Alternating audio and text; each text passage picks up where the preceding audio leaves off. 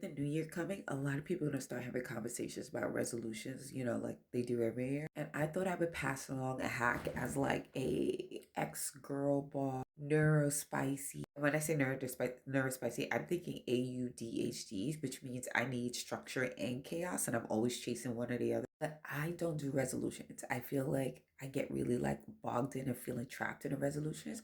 What I do instead is I pick a quote and I live by that quote for the year. When I'm feeling stuck, when I'm feeling not sure what to do, and I let that resonate with me, I go back to the quote, and that's the decision I make. Very similar to like Shonda Rhimes with that book that says she lived that year of yes is very similar to that. So when I was younger, because I've been doing this for a long time, in my 20s, I had some wild years off the circles. I remember one quote one year was party like a rock star. You can imagine how that year went. Another quote, and I did this quote 2 years in a row because I was having such a good time, which is old enough to know better, young enough not to give up. Those were fun times. Year 2024, the year I actually moved to Bali. My quote for that year was, "Do not live the same year 75 years in a row and call it a life." That quote changed my life. And normally I let the quotes like bubble up, right? It has to be something that I've come across or something that I keep thinking about or something like that. And that lets me know like how I want to push my life. Recently I've been teaching my son what he's for. When he breaks down, I'd be like, no, we can do hard things. And that's something I've said to him a lot. So that's kind of feeling like maybe that's 2026.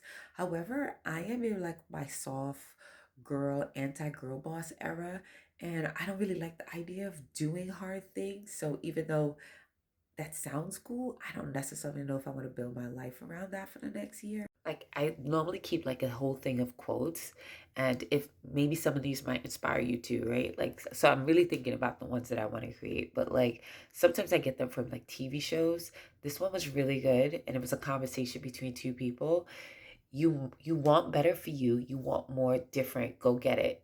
And then she says, what if there isn't more? And then he says, there is. She said, if I don't deserve more. And he said, you do. So that might be something I might be thinking about. What if I don't deserve more? You do. That could be a way that I live my life for 2026. This is also another good one. When love stops being served, get up from the table. Love that. This is also another good one. Leave it the way you find it. There's another one. Show people what's possible. It's your obligation. Ooh, that might be a good one for me, especially since I'm trying to get into my talking head era. Show people what's possible. It's my obligation. I kind of like that.